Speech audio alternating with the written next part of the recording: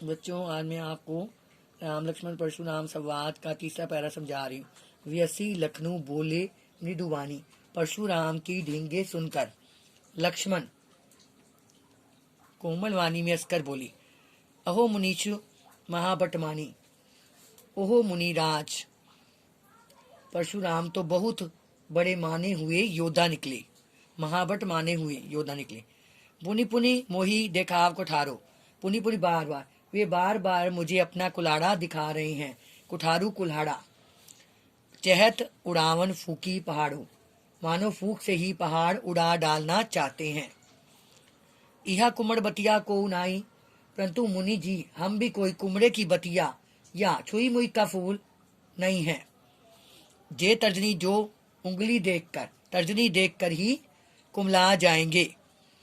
मैं आपकी ढींगों से डरने वाला नहीं हूँ। देखी कुठारू सरासन बाना, सच कहूँ मुनि जी, आपके हाथ में कुल्हाड़ा और कंधे पर धनुष बाण देखा तो कुछ अभिमान पूर्वक शब्द कह दिए। मैं कछु कहा सहित अभिमाना, तो कुछ अभिमान पूर्वक शब्द कह दिए। भृगुतुत समझी जनेऊ विलोकी, आपको ऋषि भृगु का पुत्र समझकर और कंधे पर जनेऊ देखकर जो कछु कहू सहो ऋष रोकी। जो कुछ कह दिया, मैंने सब कुछ सहन कर लिया। आपको ऋषि भृगु का पुत्र जानकर और कंधे पर जनेऊ देखकर मैंने सब कुछ सहन कर लिया। ऋष रोकी, जो कुछ भी कहा उसे सहकर क्रोध को पी लिया। सुर मैसूर हरिजन अरुगाई, सुर देवता ब्राह्मण हरिजन भक्त, अरु मैंने और, गाय मैंने गाय। हमरे कुल इन पर ना सुराई, सुराई मैंने वीरता।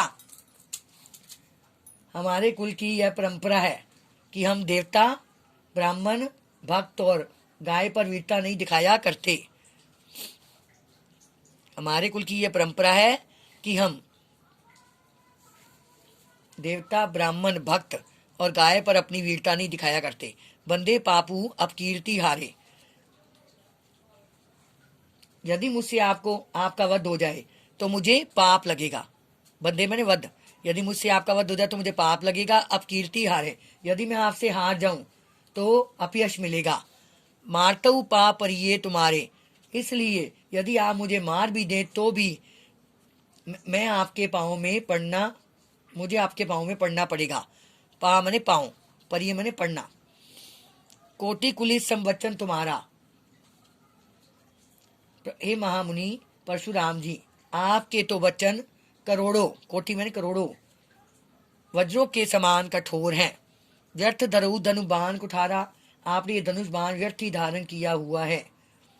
इसलिए जो बिलोकी अनुचित कहू शमो महामुनि धीर, इसलिए इन्हें देखकर मैंने आपको जो कुछ अनुचित कह दिया हो तो हे धैर्यवान मुनि, धीर धैर्यवान मुनि, मुझे क्षमा कर देना। सुनी सरोष भृगुवंशी मणि बोले गिरा गंभीर। लक्ष्मण के ये व्यंग्य वचन सुनकर भृगुवंश मणि परशुराम क्रोध सहित गंभीर वाणी में बोले। इस पद्यांश में वर्णित लक्ष्मण के क्रोध भाव को प्रतिपादित कीजिए। उत्तर, इसमें लक्ष्मण ने क्रोधी परशुराम की ढींगों का मजाक उड़ाया है। ऐसा करके उसने परशुराम के क्रोध को और अधिक उत्तेजित किया है। साथ ही चुनौती भी दी है कि मैं कोई छुई मुई का पौधा नहीं हूँ कि जो कि उंगली के छूने मात्र से ही कुमला जाएगा। इसकी भाषा कौन सी है? अवधि। रघुकुल के लोग किस पर दया करते हैं? रघुकुल के लोग देव जाति पर, ब्राह्मणों पर, भक्तों और गाय पर दया किया करते हैं। पद्यांश में किन छंदों का प्रयोग किया गया है? दोहा और चौपाई छंदों का प्रयोग किया गया है।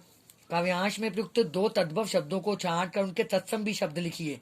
बानी, वाणी, रिस, रोष, पहाड़ू, पर्वत। बच्चों, ये आपने याद करना और लिखना है।